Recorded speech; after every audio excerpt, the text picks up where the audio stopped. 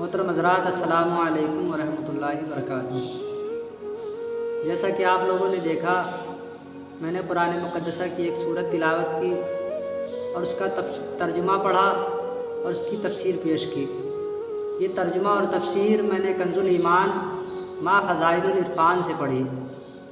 جس کا ترجمہ حضور اعلیٰ حضرت امام احمد رضا خواہ فاضل بریلوی علیہ رحمہ نے کیا، اور تفسیر صدر الفاضل حضرت سید مولانا نعیم الدین مراد آبادی علیہ رحمہ نے کی۔ محترم دوستو، قرآن وہ عظیم کتاب ہے جسے اللہ رب العزت نے بندوں کی ہدایت کے لیے نازل فرمائی۔ محترم دوستو، آج دنیا میں بہت سارے لوگ ہیں جو قرآن کی تلاوت کرتے ہیں، اسے پڑھتے ہیں، لیکن دوستو پڑھنا اور ہے اور اسے سمجھنا اور ہے، کیونکہ ہم لوگ قرآن کی تلاوت تو کرتے ہیں، اسے پڑھتے تو ہیں، لیکن اسے سمجھتے نہیں کہ اللہ رب العزت نے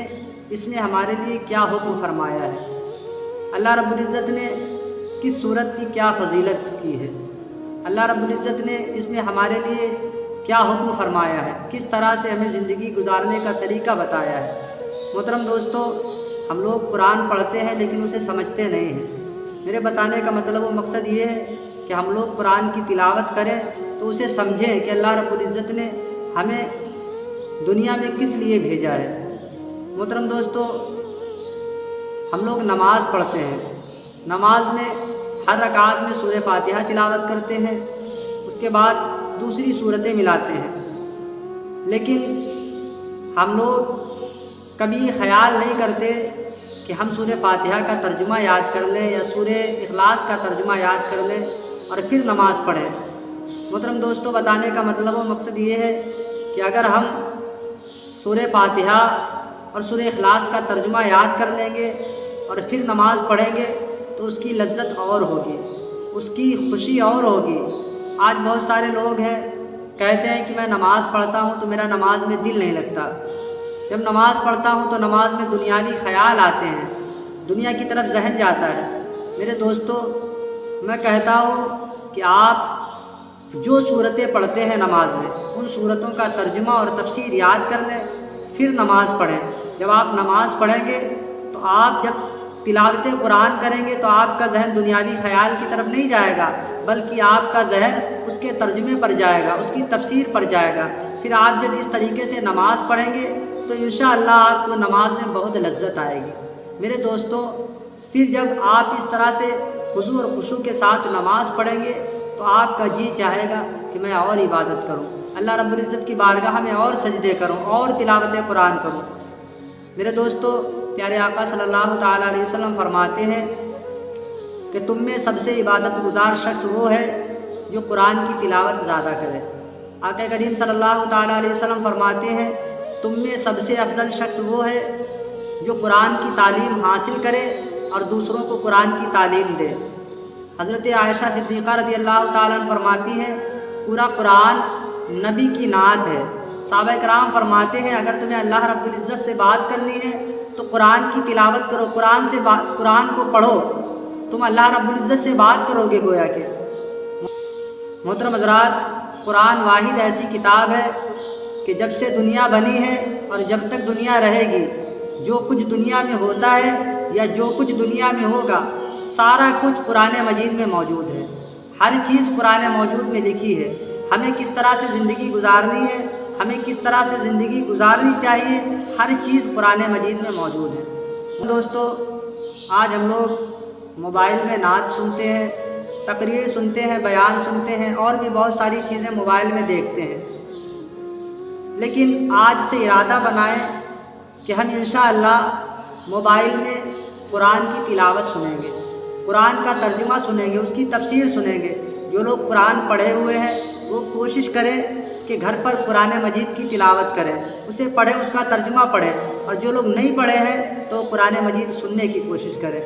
محترم دوستو، قرآن واحد ایسی کتاب ہے کہ جس کا پڑھنا بھی ثواب ہے، جس کا سننا بھی ثواب ہے، جس کا دیکھنا بھی ثواب ہے، حتیٰ کہ آنکھوں سے لگانا بھی ثواب ہے۔ محترم دوستو، میں نے جو قرآن مقدسہ کی صورتیں اور اس کا ترجمہ، اس کی تفسیر پڑھنے کا ارادہ بنایا ہے، وہ خالص اس لیے بنایا ہے تاکہ میرے پڑھنے سے ہو سکتا ہے شاید کوئی ایک شخص میرے پڑھنے سے اس کا ترجمہ سورت کا یاد کر لے یا اس کی تفسیر پڑھ لے اور اس کے دل میں اللہ اور اس کے رسول کی محبت بیٹھ جائے، وہ نیکی کی راستے میں آ جائے تو اللہ رب العزت اس کا اجر مجھے عطا فرمائے گا۔ محترم دوستو، آپ لوگ اگر اس عمل میں میرا ساتھ دیں گے اور ہو سکتا ہے آپ کے ذریعے سے کچھ لوگوں تک میری ویڈیو پہنچ جائے، قرآن مقدسہ کی تلاوت کی ویڈیو یا اس کا ترجمہ یا اس کی تفسیر کی ویڈیو پہنچ جائے اور وہ شخص اسے سنے، تو جب تک وہ سنے گا اس کو ثواب ملے گا اور اس کے ذریعے سے ہمیں اور آپ کو بھی ثواب ملے گا۔ محترم دوستو، آپ لوگ میرا اس عمل میں ساتھ دیں، جس طرح سے مجھے اللہ رب العزت اجر دے گا، میں دعا کرتا ہوں کہ اللہ رب العزت جتنے لوگ میرے اس عمل میں میرا ساتھ دیں،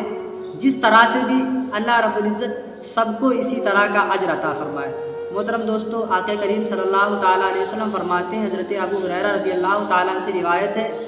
کہ شریعت کی ایک بات سننا سال بھر کی عبادت سے بہتر ہے۔ مذہب اسلام میں دین کی ایک بات سننا ایک سال کی عبادت سے بہتر ہے۔ آقا کریم صلی اللہ تعالیٰ علیہ وسلم فرماتے ہیں، جو شخص دین کی تلاش میں رہتا ہے جنت اس کی تلاش میں رہتی ہے، اور جو شخص گناہ کی تلاش میں رہتا ہے جہنم اس کے تلاش میں رہتی ہے۔ میرے دوستو، اگر اللہ رب العزت نے ہمیں اور آپ کو عقل و شعور سے نوازا ہے تو ہمیں غور و فکر کرنا ہے کہ ہمیں اس رب کی عبادت کرنا ہے، اسے راضی کرنا ہے، اور اگر اسے راضی کریں گے، اس کی عبادت کریں گے تو اللہ رب العزت اس کی برکت سے ہماری دنیا کو بھی کامیاب فرما دے گا اور ہماری آخرت کو بھی کامیاب فرما دے گا۔ کل میدان محشر میں ہمیں اور آپ کو اسی عمل کے صدقے میں جنت کا پروانہ عطا فرما دے گا کہ مٹا دو خود کی ہستی کو، اگر کچھ مرتبہ چاہو کہ دانہ خاک میں مل کر گلے گلزار ہوتا ہے، کہ دانہ خاک میں مل کر گلے گلزار ہوتا ہے۔ محترم دوستو، اللہ رب العزت کی بارگاہ میں دعا ہے کہ مولا ہمیں علم دین حاصل کرنے کی اور اس پر عمل کرنے کی توفیق عطا فرما، اور مولا ہم سب کو ہدایت کا راستہ عطا فرما، دین سے محبت کرنے کی توفیق عطا فرما۔ وآخر الدعوان الحمدللہ رب العالمین۔ السلام علیکم ورحمۃ اللہ۔